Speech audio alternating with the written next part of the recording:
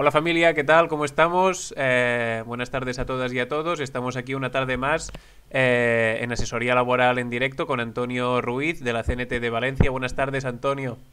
Hola, buenas tardes, Paul, y a todos y a todas. ¿Qué tal? ¿Cómo estás? ¿Todo bien? Bien, bien. Cansado, esta semana es un poco atípica, pero bien, bien.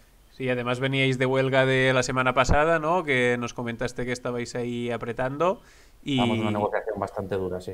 y al final ha salido bien, o sea que, y de hecho por eso hoy nos hablarás un poco de huelgas, ¿no? Correcto, correcto. Y también es importante pues reivindicar las victorias por pequeñas que parezcan, pero lo que decimos, ¿no? La patronal no va a salir a decir que los trabajadores de sindicatos en CNT Valencia han ganado una negociación vía huelga, así que tenemos que decirlo nosotras y reivindicarlo y valorar las victorias por pequeñas que parezcan, ¿no?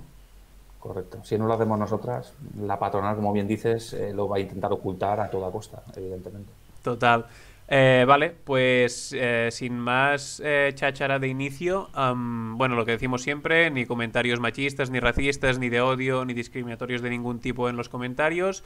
Buenas tardes a todas y a todos y nos podéis ir dejando consultas laborales sobre huelgas o sobre el tema que queráis en los comentarios, os vamos leyendo y mientras Antonio pues nos cuenta un poco lo que venía a contarnos hoy sobre el derecho a huelga, cómo organizarlo y sobre este tema especialmente pues comentad lo que queráis y si tenéis alguna otra duda más referente a asesoría en general laboral o alguna duda de vuestro puesto de trabajo también la podéis hacer y también la responderemos como siempre. Así que pues cuando quieras, Antonio. Sí, a ver, mi intención no es enrollarme demasiado con esto. Vamos a dar unas pinceladas, ¿no?, sobre el derecho de huelga para que todos y todas pues, conozcamos cómo funciona, de dónde viene, cómo se puede organizar, qué derechos y obligaciones tengo durante la huelga. Y a partir de ahí, evidentemente, lo que siempre decimos, si hay alguna necesidad de asesoramiento mayor o estratégico, jurídico, lo recomendable es que acudáis al sindicato que tengáis más cercano. Entonces, si te parece, Paul, empiezo un poquito hablando de la historia de la huelga, ¿no?, para ponernos un poquito en situación y si Ujú. van surgiendo dudas relacionadas, o bien las vamos apuntando o me interrumpes y las comentamos, sin problemas, para darle un poco de dinamismo al chat. Súper. Vale, a ver, hablando de la huelga, yo creo que es importante siempre remitirnos un poco a la historia, ¿no?, del derecho de huelga, sin tampoco remitirnos al génesis, pero como mínimo saber de dónde procede. Los historiadores dicen que aproximadamente la primera huelga tuvo lugar durante la época egipcia, ¿vale? Durante el esclavismo, ¿no?, que sabemos que estaba el esclavismo, la Edad Media, servidumbre y luego el capitalismo o trabajo asalariado. Pues bien, los primeros datos que se tienen de una primera huelga parece ser que fue en el antiguo Egipto, aproximadamente 1100 a.C., para que nos hagamos una idea. En realidad, si nos pusiéramos a analizar toda la historia, pues seguramente encontraríamos más revueltas, movilizaciones y huelgas, ¿no?, aunque no se llamaran en esa época huelgas, pero el hecho de parar la producción o algún tipo de reivindicación siempre se ha dado a lo largo de la historia, en todo tipo de sociedades y de sistemas económicos. Pero realmente la huelga donde evidentemente tiene un auge es durante la revolución industrial, ¿no? Empiezan a surgir las fábricas, cuando los trabajadores y trabajadoras empiezan a acudir a trabajar y están confinados en esas fábricas con condiciones de trabajo deplorables, ahí es donde empieza a surgir ya una organización obrera y donde empieza a iniciarse el derecho de huelga. Sobre todo, por citarlo, lo más importante ocurrió en Inglaterra, ¿no?, que al final fue el Estado más o menos, el Estado-nación pionero en iniciar ese desarrollo industrial y evidentemente ahí es donde empezaban a surgir los obreros y obreras, aproximadamente en 1800, por así decirlo. Entonces, en Inglaterra, al final lo que empezaron a hacerse es agruparse ellos mismos en pequeñas agrupaciones por oficio, que se llamaban los trade unions. Esto seguramente hasta incluso en educación secundaria se estudia, lo que con posterioridad acabó derivando en los unions. Están llamando al timbre, en los unions, ¿no?, que son lo que actualmente se conoce como sindicatos. Como digo, se inició en Inglaterra, pero luego, después de la Segunda Guerra Mundial, esto se empezó a extender por todos los países de Europa. Empezaron a plasmarse el derecho de huelga en todas las constituciones e incluso en tratados internacionales. Aquí en el Estado español la huelga hasta 1909 estaba considerada como un delito. Cuidado. Es decir, no es que solamente fuera ilegal o que pudieran reprimirte, sino que era un delito penal, estaba reflejado en el Código Penal. ¿De acuerdo? Hasta 1909. Entre 1909 y 1928 se establecieron algunos canales de mediación, porque recordemos, lo que pretenden todos los gobiernos, o lo que han pretendido históricamente para acabar con el derecho de huelga, es mediar en el conflicto. Es decir, establecer canales intermedios en los cuales pudieran romper ese derecho de huelga y obligar a los trabajadores y trabajadoras y a la empresa a negociar para evitar precisamente que se convoque esa huelga. Entonces, lo que se estableció en esa época es esos filtros, por así decirlo, para romper el conflicto y evitar que se celebrara la huelga. Luego vino ya la dictadura de Primo de Rivera en 1920 y algo, creo que era 1928, y se volvió a establecer como delito. Fue durante la Segunda República, en 1930 y algo, 32, cuando se declaró la Segunda República, cuando se despenalizó. ¿Vale? Por primera vez en el Estado español se despenalizó ya, evidentemente, el derecho de huelga. Y ahí se establecieron una especie de jurados también mixtos que se llamaban para mediar. Como digo, siempre y cualquier organismo político lo que ha pretendido es, para acabar con el movimiento y con la huelga, con el movimiento obrero, es utilizar jurados o mediadores para que no se convocaran, para que no se llegaran a celebrar esas huelgas. Y ya por último, evidentemente con el franquismo, pues todos sabemos lo que ocurrió, también se volvió a declarar un delito y se incluyó en el delito de sedición. Paul, nos suena ahora mucho el delito de sedición y sobre todo en Cataluña. Bueno, pues bien, el derecho de huelga estaba penado como delito de sedición. Para que nos hagamos una idea y lo extrapolemos ahora a lo que se habla de sedición en la actualidad. Una auténtica barbaridad. Después del franquismo ya fue un decreto ley del 77 el que ya permitió, ¿no?, que se pudieran convocar huelgas y estableció una serie de requisitos, pero ya se despenalizó y se permitía que fuera legal. Hasta aquí más o menos una introducción, ¿no?, histórica de dónde viene el derecho de huelga. Seguramente se podría hacer un análisis más complejo, pero tampoco es el sentido de esto. Es sobre todo para que focalicemos y sepamos analizar el pasado para comprender un poco de dónde viene ese derecho de huelga y por qué perdura en la actualidad, ¿no? Porque podríamos entender si las condiciones de trabajo más o menos están aseguradas, si tenemos unos derechos básicos y elementales, ¿por qué continúa siendo necesario o por qué continúa siendo legal, ¿no? Existe ese reconocimiento legal del derecho de huelga en las sociedades actuales? Pues eso es lo que vamos a ir analizando, porque al final el conflicto podemos decir que ha sido como el motor de la historia, ¿no? Podemos ver que el conflicto social, es decir, las movilizaciones, las revueltas, las huelgas, esos elementos de conflicto, ¿no?, entre clases sociales, es lo que poco a poco ha ido moviendo la historia y organizándola. Ponemos el ejemplo actual, ¿no? Ahora mismo todos y todas sabemos que estamos en una sociedad de clases sociales. La clase trabajadora, somos una clase social y tenemos unos intereses determinados, ¿no? Pues tener un salario digno, unas condiciones de vida adecuadas, unos derechos básicos y elementales para nosotros y nosotras y nuestra familia. Y por otro lado hay otra clase social, ¿no?, que entendemos que la clase social que es propietaria de las empresas y las cuales pues compran nuestra fuerza de trabajo a cambio de un salario.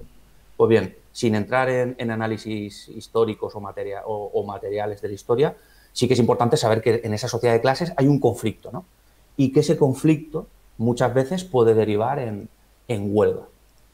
Podemos ver el ejemplo de huelgas importantes, el de la canadiense, que lo hemos comentado aquí, Paul, en algunos programas.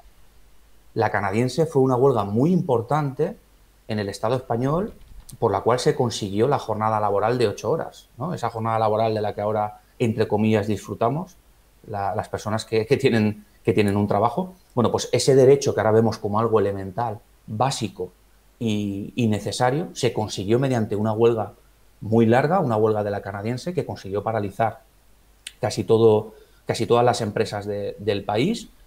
Y no solo esta huelga, podemos analizar y podemos ver como seguramente centenares o incluso miles de huelgas que han mejorado nuestras vidas como trabajadoras y trabajadoras. Cualquier derecho que podamos pensar que actualmente tenemos no viene de la nada. Eso es algo que no podemos olvidar. Viene de una serie de conflictos, por eso decimos que es un motor, ¿no?, conflicto mueve la historia y ya os digo, podemos analizar seguramente muchísimas huelgas y muchísimos derechos que tenemos actualmente que se han conseguido gracias a la convocatoria de huelgas o de movilizaciones.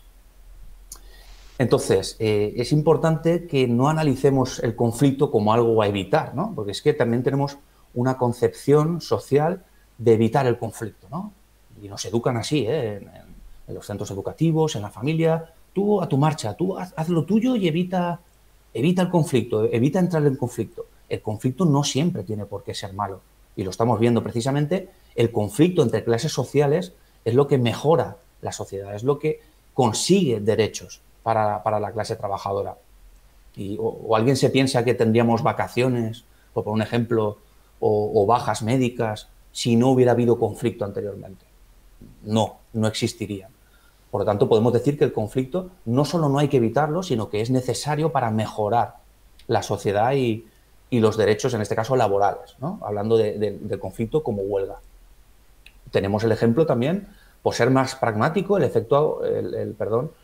las consecuencias de la huelga que convocamos y hablamos la semana pasada en el matadero de la COPE, en Acciona, un matadero porcino de aquí de un pueblecito de Torrent, que convocamos una huelga que además no era de 24 horas, recordemos, no era de varios días seguidos, era un simple paro de 1 hora al día durante 10 días. Pues bien, mediante ese paro, esa convocatoria, ni tan siquiera se ha llegado a celebrar la huelga. Es decir, con la mera convocatoria de ese conflicto, ¿no? Con la mera puesta encima de la mesa al empresario, oye, los trabajadores y trabajadoras no estamos conformes con esto. Si no se cumple la legislación, si no nos concedéis los derechos que estamos pidiendo, pues inevitablemente tendremos que convocar una huelga. Pues bien, solo con esa convocatoria de huelga, sin tan siquiera llegar a celebrarse, la empresa ha decidido asumir todas las reivindicaciones de la plantilla. Es una victoria muy importante, que ya lo hablaba antes con Paul. Es una empresa pequeña, evidentemente no son miles de trabajadores y trabajadoras, ni afecta al ámbito estatal, pero es una forma de demostrar que el conflicto, la convocatoria de huelga y el modelo sindical que nosotras utilizamos es eficaz y puede conseguir mejoras palpables, ¿no? en las empresas a corto plazo. No hay que esperarse años a conseguir nada. Ya habéis visto, en una semana se han conseguido todas las reivindicaciones que planteaban los trabajadores y trabajadoras. Y por último, por acabar con esto de hablando del conflicto, solamente tenemos que echar un vistazo a nuestro alrededor, ¿no? Podemos ver en cualquier otro país, podemos mirar el nivel de huelgas, ¿no? El número de huelgas que se celebran, incluso aquí en el Estado español, ¿no? Podemos hablar del País Vasco. El País Vasco, si miramos estadísticas del Ministerio de Trabajo, es una de las regiones o de las comunidades autónomas con mayor número de huelgas convocadas. Pues bien, eso se puede palpar en los derechos laborales.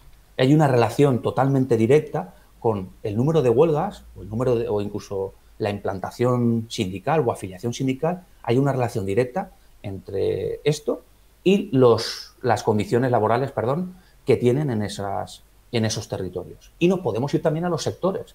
Estamos muy acostumbradas a ver sectores como el sector del metal u otros sectores estratégicos, ¿no? Que tienen unas condiciones laborales mejores que la de otros sectores. Y eso no significa que sean un colectivo privilegiado, ni que estén por encima de otros compañeros y compañeras de otros trabajadores de cualquier otro sector, sino que precisamente han tenido movilizaciones, han tenido una forma de presionar más potente y han conseguido esas mejoras. Podemos ver, por ejemplo, la hostelería. La hostelería tiene unas condiciones de trabajo muy por debajo de la que tiene cualquier otro convenio, o sea, cualquier otro sector. Y en cambio estamos hablando de un sector también esencial y estratégico, ¿no? Sabemos que es un porcentaje alto del PIB del Estado español. Pues pese a tener una repercusión importante en la producción o en el Producto Interior Bruto del Estado español, tienen las peores condiciones de trabajo. ¿Por qué? Bueno, pues seguramente por muchos factores, ¿no? Por la temporalidad, por la estacionalidad, por muchos, pero también por la baja conflictividad laboral. Porque no hay tantos conflictos, tantas movilizaciones, ni tantas convocatorias de huelga que hayan conseguido mejorar esos derechos en el sector. No sé si me estoy enrollando mucho, Paul. No, súper bien. Estaba buscando huelgas de Euskal Herria y así, como comentabas. Y hace poco se convocó una en el sector del metal, en toda Euskal Herria. Bueno, en toda Euskal Herria o en el País Vasco, no lo recuerdo. Pero bueno, se consiguió también desbloquear la negociación del convenio colectivo y mejorar las condiciones de trabajo. Sí, de hecho aquí también muchas veces nos preguntamos, ¿no? De hecho un día también lo hablamos de las condiciones de los trabajadores y trabajadoras de Francia, que, que siempre pensamos, wow, el salario mínimo está muy por encima del de aquí y así, y también, si no tengo malentendido, es porque tienen una tradición de plantarse, de sindicarse y sostener huelgas de duración bastante importante, mucho más arraigada que aquí, mucha más conciencia de clase, ¿no? Con todas los matices que pueda tener, pero en ese sentido mucho mejor organizada la clase trabajadora. Correcto, no, no viene de la nada, no viene de la nada, eso es. Y pese a que Francia también tiene un nivel afiliativo bajo, bajo, pero aún así los sindicatos cuando convocan movilizaciones hay mucho seguimiento y eso también facilita la posibilidad de ganar este tipo de conflictos.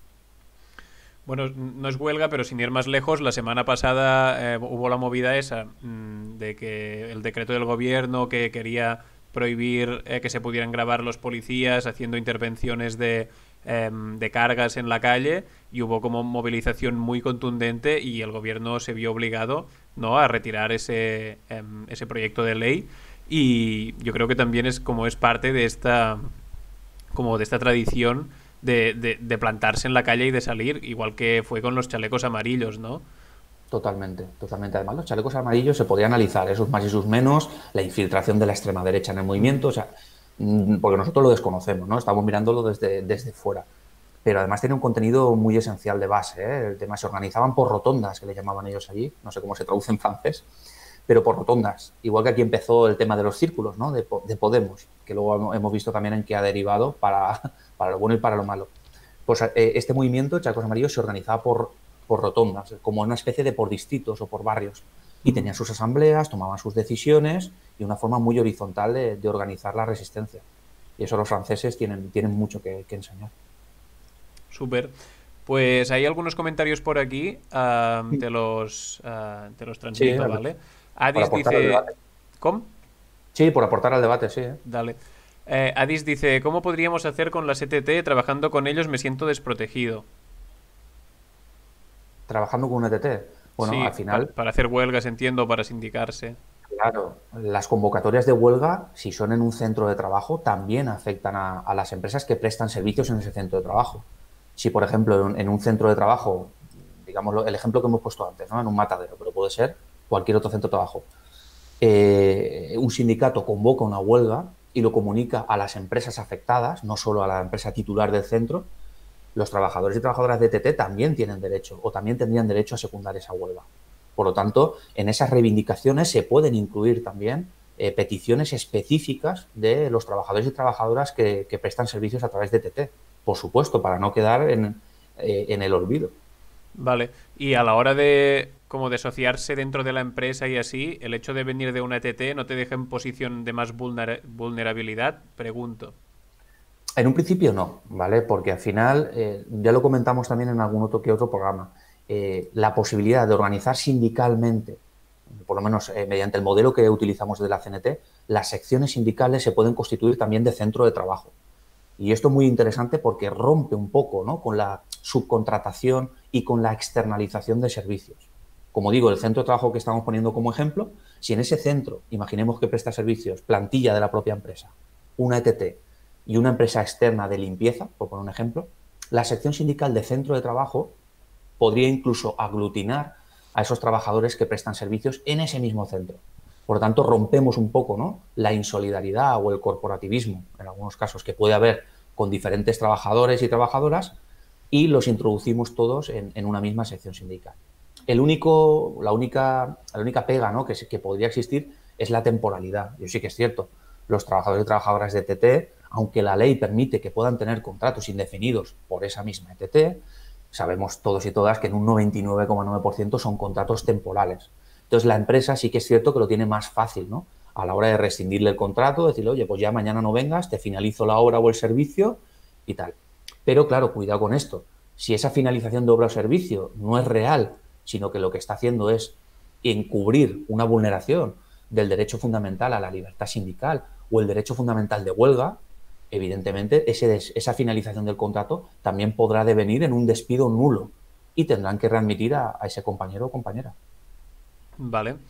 Eh, de hecho, claro, estaba pensando que igual también estaría guay que los trabajadores de una empresa que no vienen por ETT, como tuvieran igual algo más de solidaridad o invitar a los trabajadores que vienen de ETT, que igual pues no saben cuánto tiempo van a estar ahí, igual piensan que no merece la pena implicarse sindicalmente y así como tener más esa mano tendida eh, desde una posición igual un poco más tranquila, que es el de no venir por ETT y de estar como en la empresa, ¿no? Totalmente, Fijo. totalmente. Y además es una responsabilidad, ya no solo de los trabajadores y trabajadoras de la empresa principal, sino también de los sindicatos. Si hay sindicatos con implantación, deben de estar preocupados por estos compañeros y compañeras que vienen por ETT, comprobar si se cumple los baremos, si hay suficientes trabajadores y trabajadoras fijos, si existe cesión ilegal por parte de la ETT y es todo un encubrimiento para evitar tener que contratarlos directamente. Todo eso son funciones que no solo los trabajadores, como digo, de la empresa principal, sino que si hay un sindicato implantado, tiene que estar pendiente, porque a todos los efectos son compañeros y compañeras de la empresa igual que ellos, aunque estén por una ETT. Claro. Vale, pues seguimos. Judith nos pregunta si se podrían hacer intervenciones barra comentarios a través de algún canal de voz. Pues molaría, pero no sé muy bien cómo. Ahora hablo como muy de lo primero que me viene a la cabeza, pero Juanma, que hace el taller de producción de los jueves, tiene el correo abierto de cuelli barra baja tv en el que se le mandan ahí piezas o pequeñas piezas de música que ha hecho la gente. Si lo queréis enviar por ahí y las consultas como nota de voz y también las escuchamos aquí en directo y las respondemos, pues también me parece una buena solución. O mandarlas también al correo de CNT Valencia o no sé. Sí, igual también estaría bien. Sí, como veáis, hombre, es una alternativa también para Mm. complementar el chat, ¿no? En directo. Vale, pues dejo aquí el correo, ¿vale? Que es un Gmail normal. Y Muy bien. podéis enviar aquí, si queréis, notas de voz con la consulta que tengáis y las reproducimos aquí en directo y las comentamos. Seguimos. Cropot dice: ¿Cómo aconsejas plantear las huelgas hoy en día? Si desde un punto de vista pacífico o más combativo. Entiendo que depende de la naturaleza de la situación y así, ¿no? Sí, a ver, las huelgas, y ahora lo analizaremos un poquito en profundidad, la huelga es un derecho que se ejerce individual y pacíficamente. Es decir, lo que es la huelga, tal y como la conoce o la reconoce la Constitución o la legislación y tal, es un derecho de ejercicio pacífico. Incluso los propios piquetes informativos, que ahora hablaremos un poquito por encima, per se han de ser pacíficos. Incluso no pueden bloquear la entrada de trabajadores y trabajadoras que quieran entrar a trabajar y decidan no secundar libremente la huelga, no se puede ocupar el centro de trabajo interiormente. Eso es lo que dice la ley, ¿no? Y al final es lo que vamos a asesorar en este programa. Ahora bien, a nadie se le escapa que es evidente que la huelga es un momento de conflicto, ¿no? De ansia, de intentar ganarla, de conseguir esos derechos. Dentro de lo que permita la legislación, pues la combatividad está ahí, ¿no? El mero hecho de ejercer la huelga, de no entrar a trabajar, de conseguir parar la producción, ya es un elemento de combatividad suficiente. A partir de ahí se puede complementar, como hemos dicho en algunas ocasiones, con movilizaciones de todo tipo, manifestaciones. Se puede también apoyar el boicot si la empresa tiene productos para evitar que venda durante esos días. Bueno, hay muchas opciones que pueden complementar el ejercicio del derecho de huelga. Ahora bien, lo que hablamos aquí es siempre dentro del marco de la legalidad. Vale. Vale, pues Sí, pues avanzamos. continuamos por darle unas pequeñas pinceladas al derecho Sí. de huelga en la actualidad. Como he dicho antes, el derecho de huelga se regula con un Real Decreto Ley de 1977. Y os preguntaréis, ostras, la Constitución se aprobó en el 78 y el decreto se aprueba antes, ¿no?, de la Constitución. Pues sí, es uno de los pocos decretos que quedan preconstitucionales. Es decir, que se aprobaron antes de que se aprobara la Constitución y que luego tuvo que ser matizado por el Tribunal Constitucional porque no se ajustaba del todo a la Constitución española, ¿eh? Entonces, tiene una regulación muy deficiente, eso es cierto, y muy contradictoria, hasta el cierto punto de que el Tribunal Constitucional, en una famosa sentencia, que me la sé de memoria, pero no os la tenéis que saber, que es la 11/1981, delimitó exactamente y declaró incluso inconstitucionales muchos de sus artículos, ¿vale? Porque era preconstitucional y luego el Tribunal Constitucional interpreta ese decreto conforme a la Constitución aprobada. Bueno, pues como digo, después de todo este rollo, lo importante que sepáis es que el derecho de huelga es un derecho fundamental. Y es fundamental no porque lo diga yo, sino porque lo dice nuestra Constitución, ¿vale? El artículo 28.2 de nuestra Constitución declara el derecho de huelga como derecho fundamental.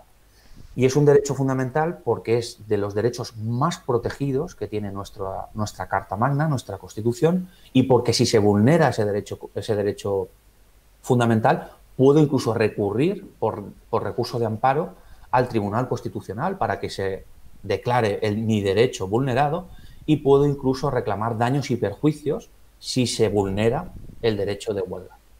Aparte de esto, pues bueno, como digo, después de la Segunda Guerra Mundial, el derecho de huelga se ha institucionalizado, ¿no? Por así decirlo. Lo podemos encontrar en la Carta Social Europea, en tratados internacionales y en otra legislación comunitaria e internacional. Dicho esto, vamos a ver a quién corresponde ese derecho, ¿no? Porque sí, el derecho de huelga está ahí muy bien, en el artículo 28, pero ¿a quién corresponde? Bueno, pues nos corresponde a nosotros y nosotras, como un derecho individual. Ostras, entonces si es individual, ¿solo lo puede hacer una persona? No. Es un derecho individual con una proyección colectiva. Es decir, el derecho lo ejerzo individualmente porque yo decido si hacer huelga o no, pero lo hago junto a otros compañeros o compañeras. Por eso tiene una proyección colectiva, ¿no? Pues decimos que la huelga es un conflicto colectivo. Y muy importante, es un derecho indisponible e irrenunciable. ¿Qué significa esto? Que yo no puedo renunciar a ese derecho en ningún tipo de documento.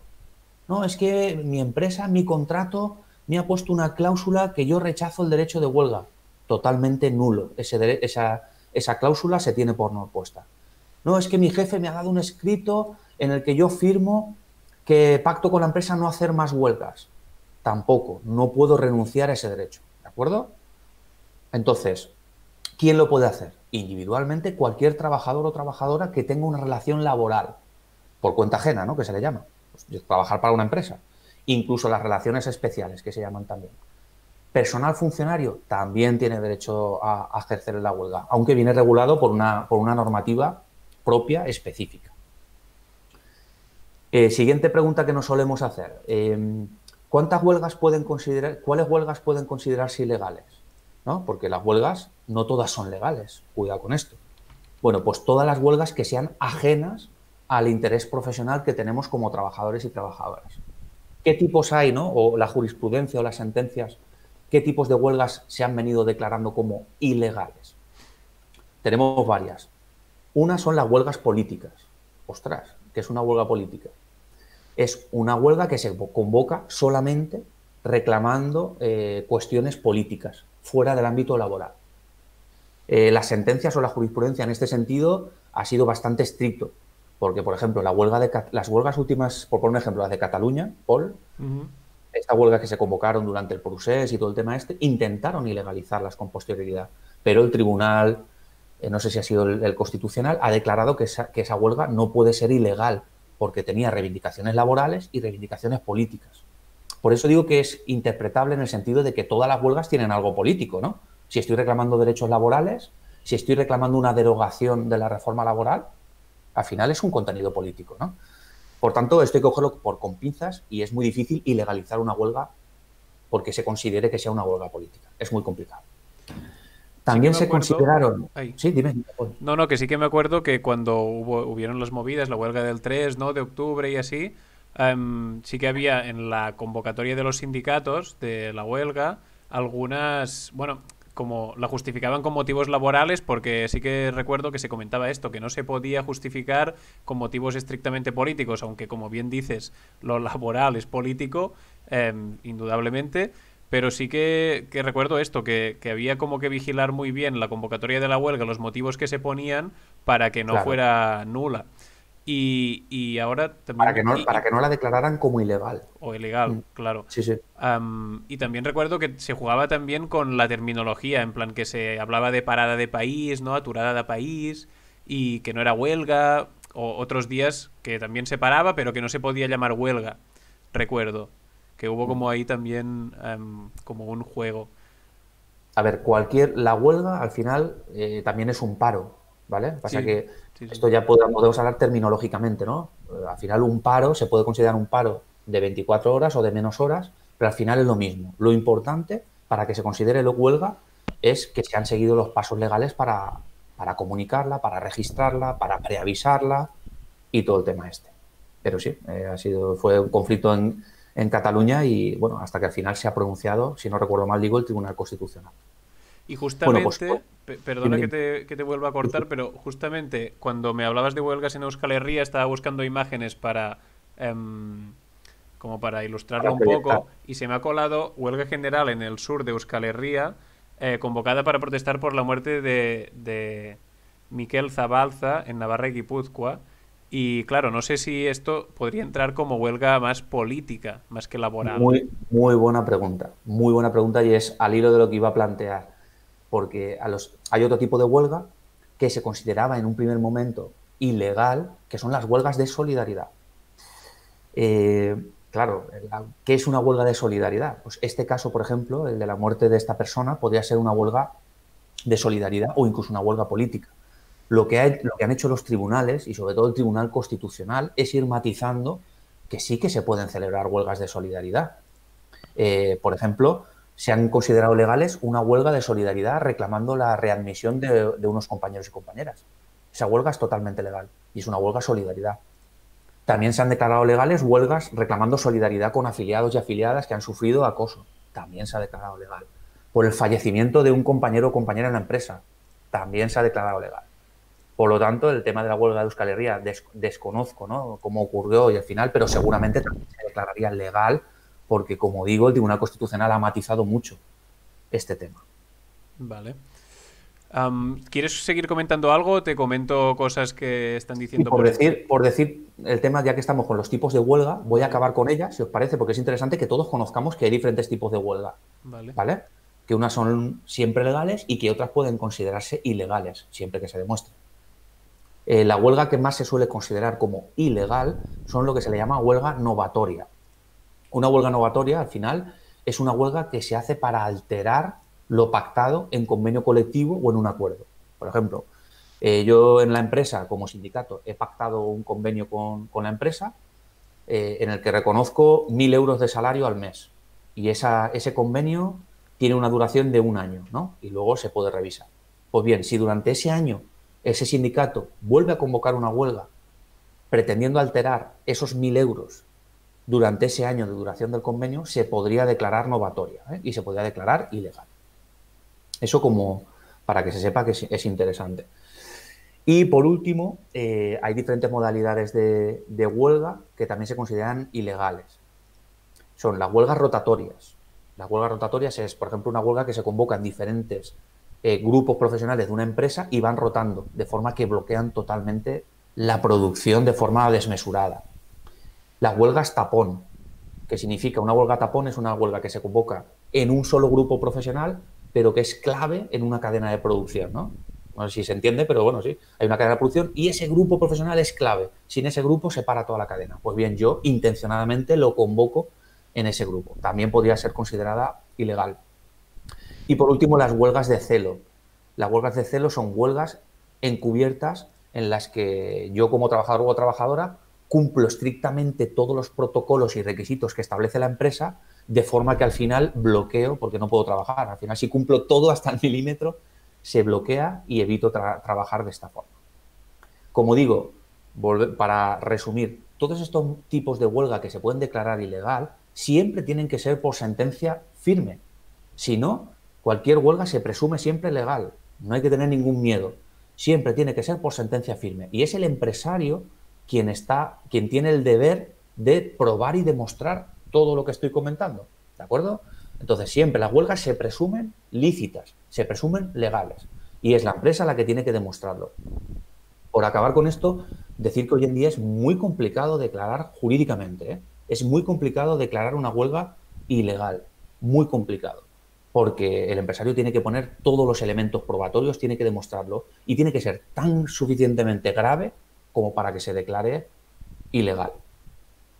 Bueno, y además que también tiene que gastar dinero en un equipo de abogados para que redacte los motivos y que puede ser que al final si el tribunal o la sentencia no le da la razón, pierde ese dinero, ¿no? O sea que lo tiene que tener como muy claro para impugnarlo, no sé cuál sería la palabra, pero Por eso siempre es muy importante, ahora diremos quién convoca las huelgas, pero es muy importante que estemos organizados y organizadas en un sindicato, porque al final somos los asesores, los que tenemos la experiencia, los que tenemos los conocimientos jurídicos para plantear, ¿no?, a nivel estratégico y a nivel legal las huelgas. La CNTD hasta el día de hoy no se ha declarado ninguna huelga ilegal, ¿de acuerdo? Entonces, lo que estamos explicando es porque hay que explicarlo, porque es algo jurídico y tiene que saberse, pero si se hace bien, las huelgas para nada pues, van a ser declaradas ilegales.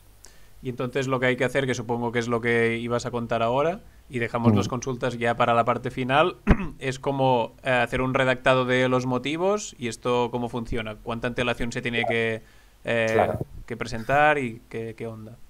A ver, las huelgas, ¿cómo se convocan, no? Se pueden convocar de tres formas.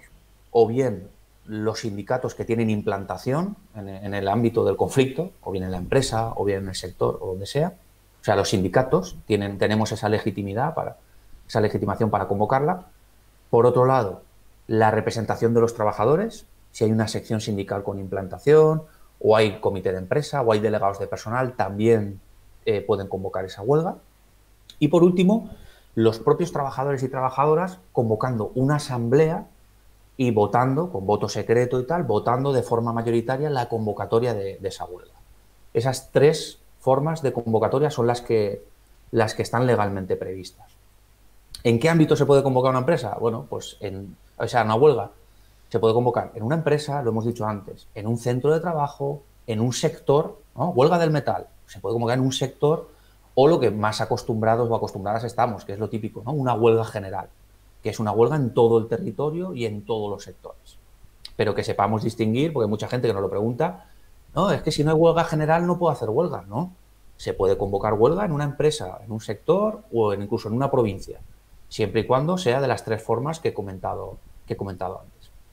¿Y cómo se convoca, no? Una vez que ya sabemos quién lo convoca, pues se convoca con un preaviso. Esto es muy importante, bueno, el sindicato debe de tener esos conocimientos con un preaviso de 5 días en el caso de cualquier sector de la producción y 10 días en servicios públicos que puedan ser considerados esenciales. 5 días cualquier sector, 10 días servicios públicos o esenciales. Y se tiene que comunicar un preaviso, pues poniendo una serie de información a la empresa afectada o el sector o quien sea y a la autoridad laboral.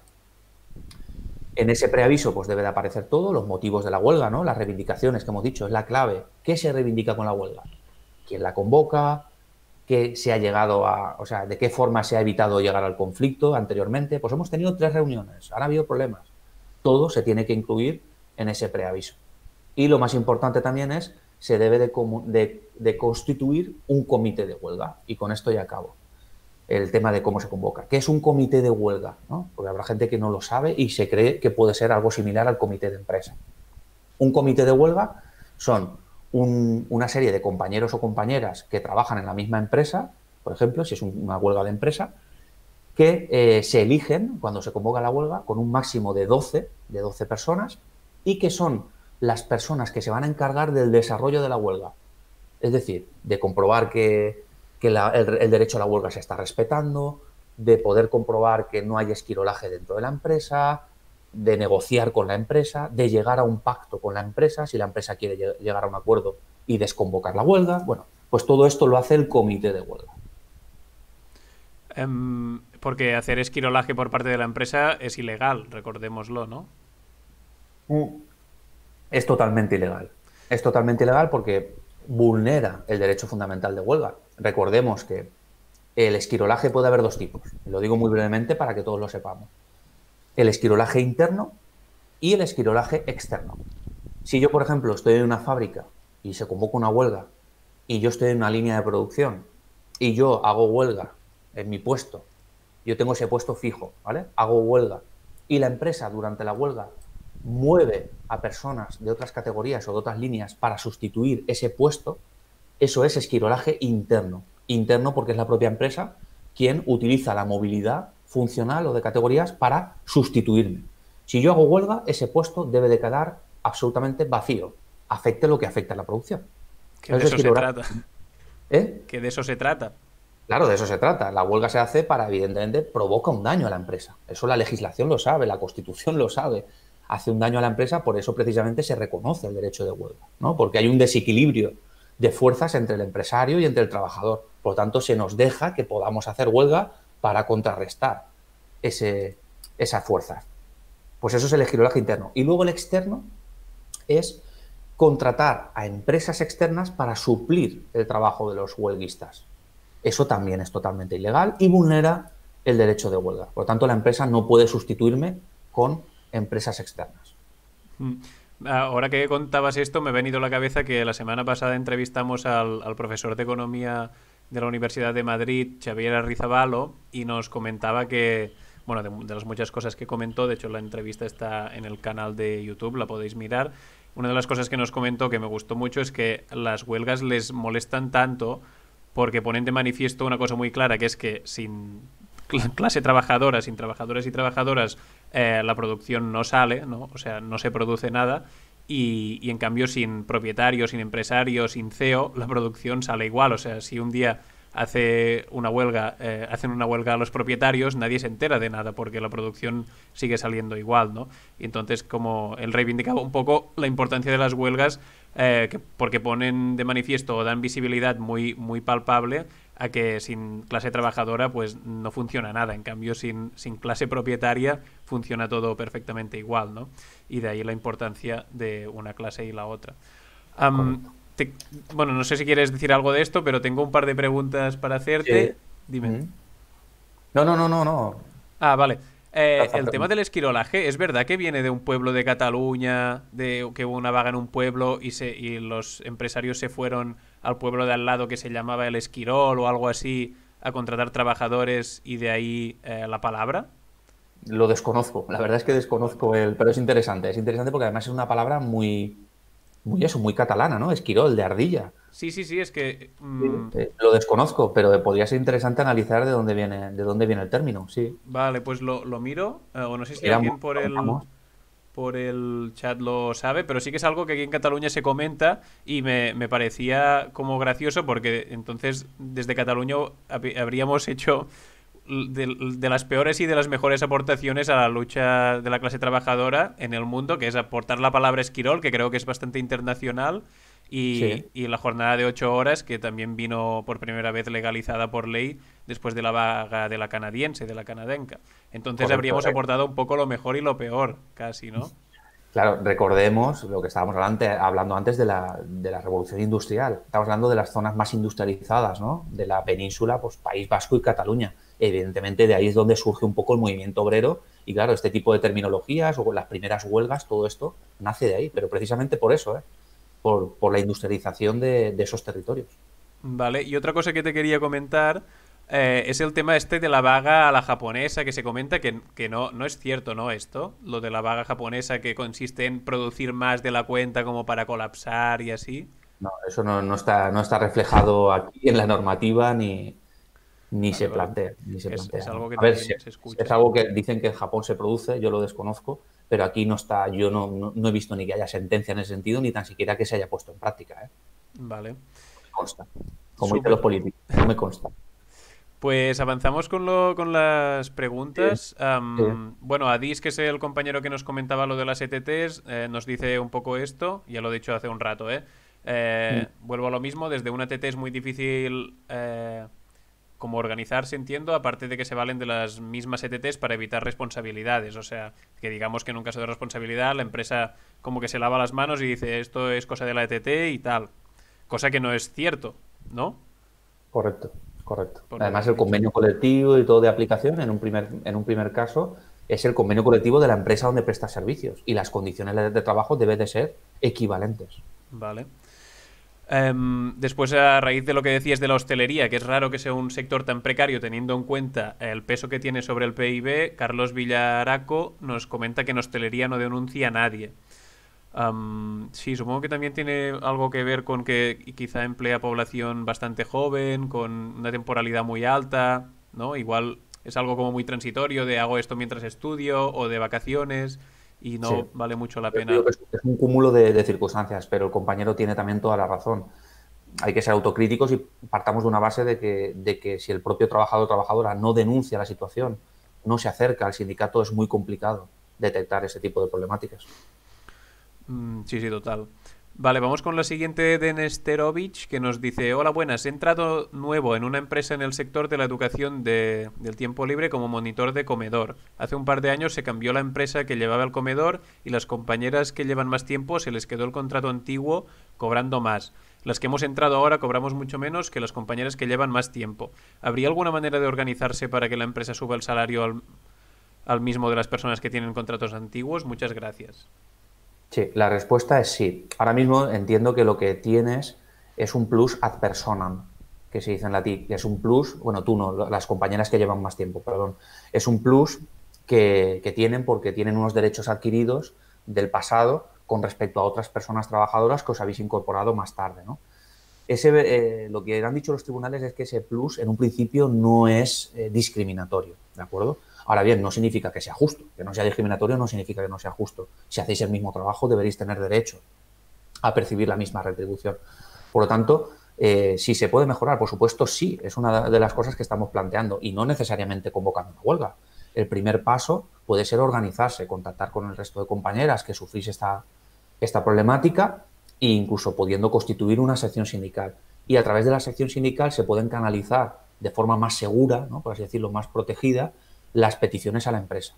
Si la empresa pues, no quiere ni negociar o no quiere plantear esta subida de sueldo o esta equiparación salarial, entonces ya ahí habría que plantear otro tipo de movilización, incluso pudiendo llegar a la convocatoria de paros o huelgas para que la empresa se siente y asuma vuestras reivindicaciones. Vale. Porque por mucho que cambie la empresa, el convenio colectivo es el mismo, si es Sí, de sí, comedor. pero si tienen alguna mejora del pasado, Vale, algún plus, alguna cosa, se queda como plus ad personam, que vale. es como una diferencia salarial que heredan, ¿no? Como es un derecho consolidado, lo heredan de la antigua empresa si fueron subrogadas o cualquier circunstancia, y las que entran nuevas, pues les aplican el convenio raso, sin Ya, esa mejora que las otras tenían. ya. Sí, porque es esa movida de que el salario es un derecho adquirido y que no se puede bajar nunca, ¿no? Más o menos, sí. Sí. Bueno, vale.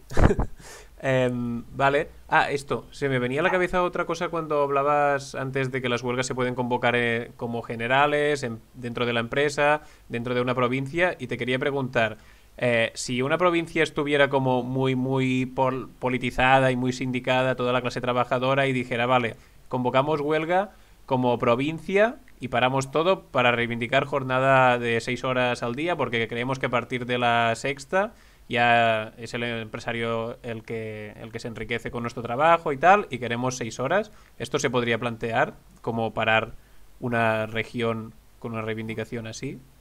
Habría que mirar, porque aquí yo creo que entramos también en un tema de competencias. Tengamos en cuenta que las competencias en legislación laboral son del Estado, son exclusivas del Estado, no de diputaciones provinciales o de comunidades autónomas. Entonces veo complicado eso, ¿eh? A no ser que, a ver, la huelga se puede convocar aunque el Estado tenga competencias, seguramente, si es mejorable, ¿no?, de lo que dice el Estatuto de los Trabajadores, se pueda plantear que la Diputación Provincial, o más bien la autonomía, ¿no?, legisle para reducir la jornada laboral. Lo que pasa es que es complicado, tendría mucho más sentido hacerlo a nivel estatal o a nivel incluso de sector, porque sí que si lo hacemos a nivel de sector, el convenio colectivo sí que puede reducir la jornada máxima anual y entonces tendría más sentido plantearlo a la patronal, por ejemplo, del metal o a la patronal, la asociación de hosteleros, que al gobierno de la Diputación, ¿no?, o al partido político de turno. Tendría más Vale. sentido.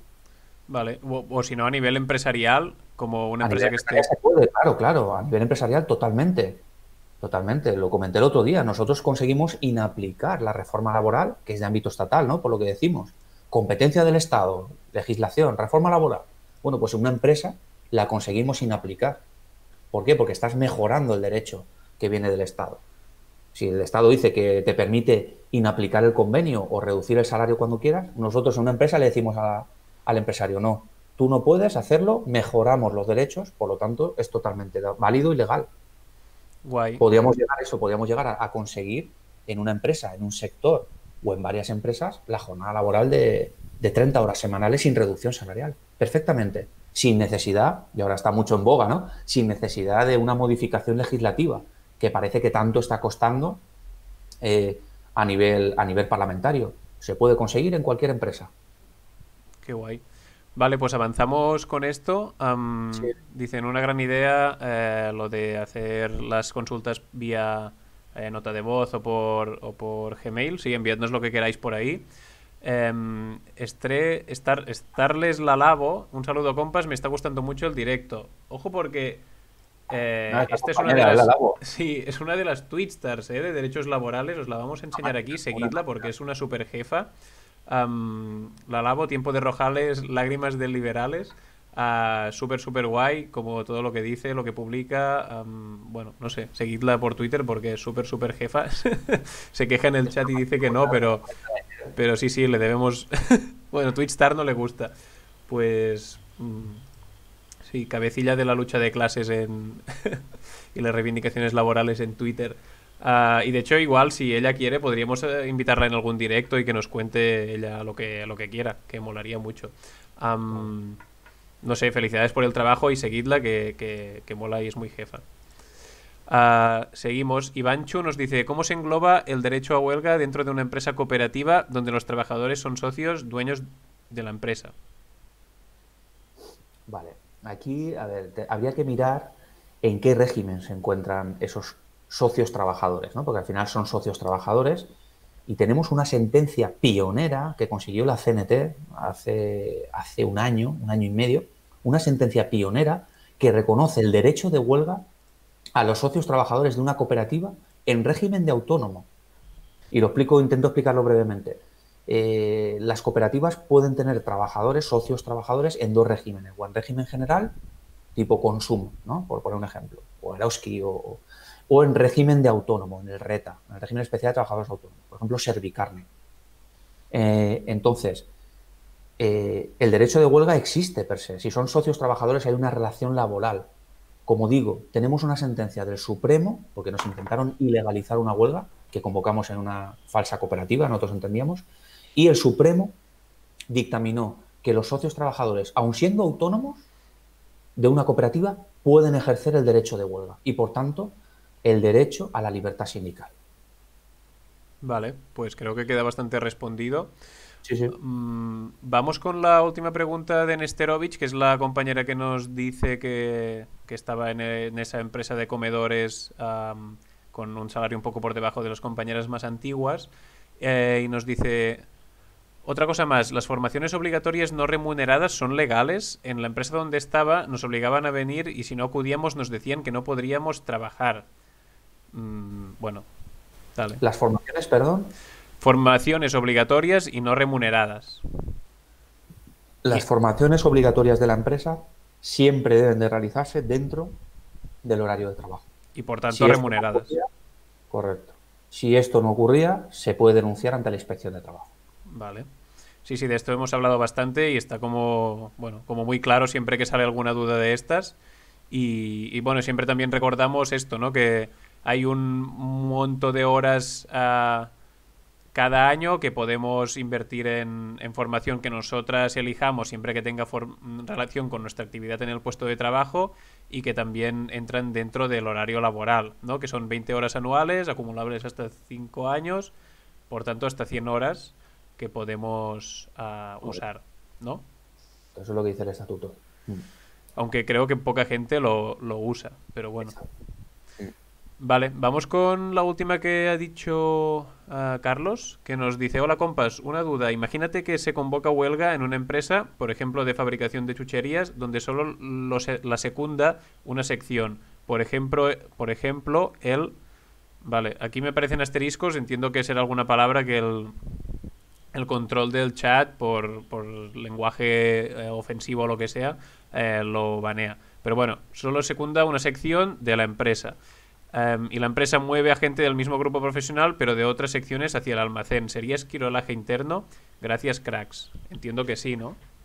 Sí, a ver, lo primero es que hay que ver la implantación de esa sección sindical. Ya lo hemos dicho antes, para poder legalizar una huelga y que se considere legal, tiene que ser un sindicato o una sección sindical con implantación.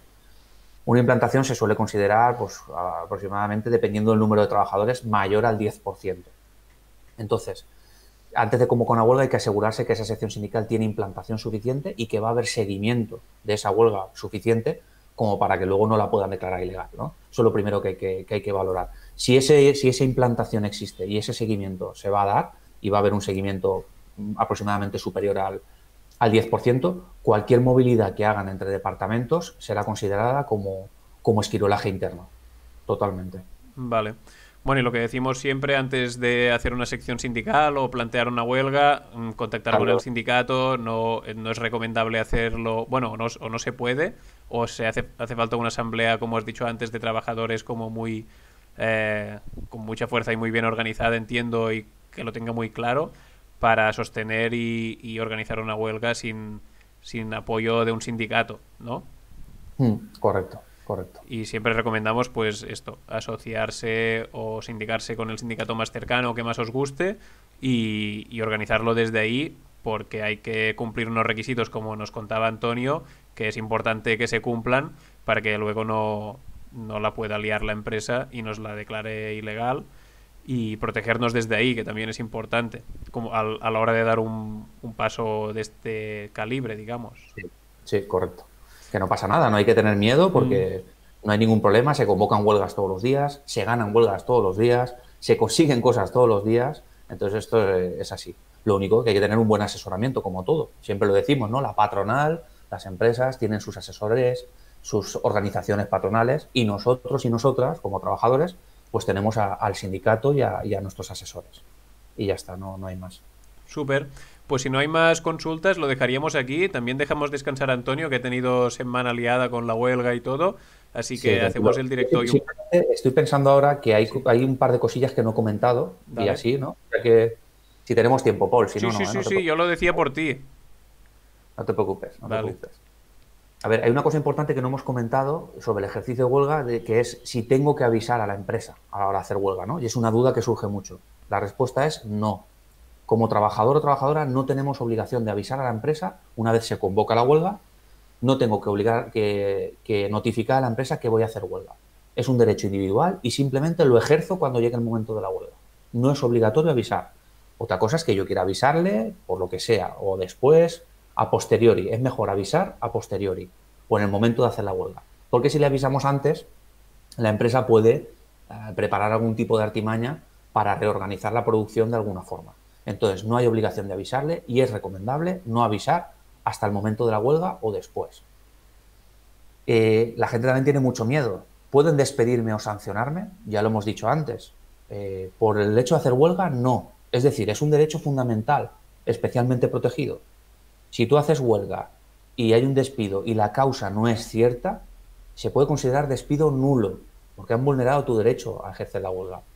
Y la empresa estaría obligada, si se decreta por sentencia, a readmitirte en tu puesto de trabajo y a abonarte a pagarte todos los salarios que has dejado de percibir mientras has estado despedido, incluso a devolverte la parte de la prestación por desempleo, del paro.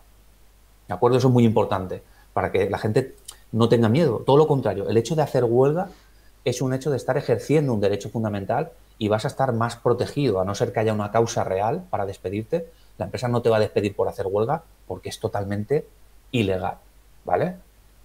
Y poco más. Yo creo que esas son las dudas que más se suelen tener. Como resumen de todo, pues a lo mejor comentar como totum revolutum que la huelga, ya lo hemos dicho, es una herramienta, ¿no? Es la herramienta por excelencia que tenemos. No solo para protegernos, para solicitar y reivindicar derechos, sino para conseguir mejorar nuestras condiciones de trabajo. Es una herramienta que ha durado durante años y ya hemos visto que incluso durante siglos. Por tanto, sigue siendo necesaria tanto anterior como actualmente. Mientras haya clases sociales, mientras haya explotación, mientras haya diferencias, ¿no?, entre clases, la huelga sigue siendo totalmente necesaria. Y el primer paso, como bien ha dicho Paul, antes de convocar huelgas o de tal, es organizarse. El primer paso es organizarse entre nosotros y nosotras en las empresas, empezar por constituir quizá una sección sindical y a partir de ahí, poco a poco, ir viendo si vale la pena o no plantear estratégicamente una huelga o cualquier otro tipo de conflicto o movilización para, como finalidad, acabar mejorando nuestras condiciones de trabajo. Claro, estaba pensando ahora que igual mola como cambiar un poco el chip, porque tenemos asociado el tema de la huelga a cuando nos están apretando mucho, cuando la situación ya es insostenible, cuando ya estamos muy al límite, vale, huelga porque ya el conflicto ya digamos que es inevitable, como para intentar pararlo, encontrar una solución, pero también al final es, como dices, herramienta que si hay una buena base sindical y una conciencia de clase dentro de los trabajadores de una empresa, se puede usar tranquilamente para mejorar condiciones sin necesidad de llegar al límite. O sea, herramienta para protegerse cuando la agresión, digamos, de la empresa ya es máxima, pero también se puede usar tranquilamente para mejorar condiciones y no esperar, no tener que esperar a que la situación sea límite. Correcto, correcto. Es lo que siempre decimos en CNT, pasar de la defensiva, que siempre estamos a la defensiva, Claro. ¿no? Hasta que sufrimos algún ataque, algún recorte, de la defensiva a la ofensiva, ¿no? Vamos a pasar un poco a la acción, que es lo que hicieron nuestros antepasados para conseguir los derechos que tenemos actualmente. Y Claro. recordemos, no hay, la convocatoria de una huelga no significa que se tenga que celebrar 100%. Un alto porcentaje de convocatorias de huelga, la empresa pacta antes de que se llegue a celebrar. Y el caso lo tenemos en lo que hemos comentado antes del matadero de Torrent de Valencia. Un día antes de la huelga se pacta para que no se celebre. Por lo tanto, es importante tener en cuenta que estar organizados y tener una buena estrategia pues puede conseguir mejorar nuestras condiciones antes de que la situación empeore. Lo que dice Paul, anticiparnos. Claro, también vale la pena recordar un poco el proceso, ¿no? Que cuando vosotros desde la CNT os reunís con la empresa, planteáis estas reivindicaciones que recordemos que eran cosas como muy básicas, recuerdo, nada del otro mundo ni mucho menos, y desde la empresa os dicen, no, esto es imposible, no se puede, no, no, no, no, no, ¿no? Y decís, vale, no, pues huelga. Y al día antes resulta que sí que se puede, ¿no? O Correcto, sea, que, correcto. La huelga es el último recurso. Evidentemente, hasta la huelga hay muchísimos pasos, negociaciones, reuniones, escritos, pero cuando se llega ya al momento en que la empresa es no, no, no, como comenta Paul, evidentemente tenemos esa herramienta. Como trabajadores tenemos ese as en la manga. Entonces planteamos la huelga y luego lo que todo era no, no, no, resulta que un día antes de la huelga es sí, sí, sí. Pues eso demuestra la fuerza y la capacidad que tenemos como trabajadores y trabajadoras. claro. Pues bueno, yo creo que podemos terminar con esto, que es muy guay.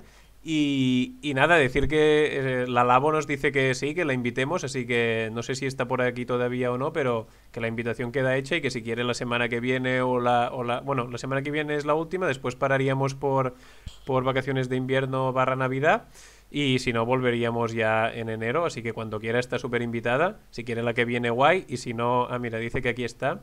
Pues esto lo hacemos cada miércoles a las 7 de la tarde y cuando quieras súper invitada. Si quieres la que viene adelante y si no, pues cuando te vaya bien. Y nada más por mi parte. ¿Tú quieres añadir algo, Antonio? No, ya está, ya está. Muchas gracias. Vale, pues nada, solo recordaros lo de siempre un poco, que todos los vídeos quedan colgados en el canal de YouTube Cuelli barra baja TV indefinidamente y que podéis apoyarnos en Patreon o Patreon o no sé cómo llamadlo como queráis, para que podamos seguir haciendo contenido de este tipo, vídeos como los hacemos normalmente y nada, que sabéis que no recibimos subvenciones ni dinero de ninguna gran fortuna, así que nos sostienen los y las seguidoras y por eso podemos hacer este tipo de contenido un poco en oposición a los medios de los poderosos, de los aristócratas y de los bancos y fondos buitre, así que nos podéis apoyar ahí, Patreon barra Cuello Largo. Nada más por mi parte, un abrazo súper fuerte a todas, y sindicaros, asociaros y apoyaros con vuestras compis de trabajo siempre y nos vemos la semana que viene con más asesoría laboral. Gracias, Antonio. Gracias a ti, Paul, y a los compañeros y compañeras que habéis asistido. Muchas gracias. Chao, vaya bien.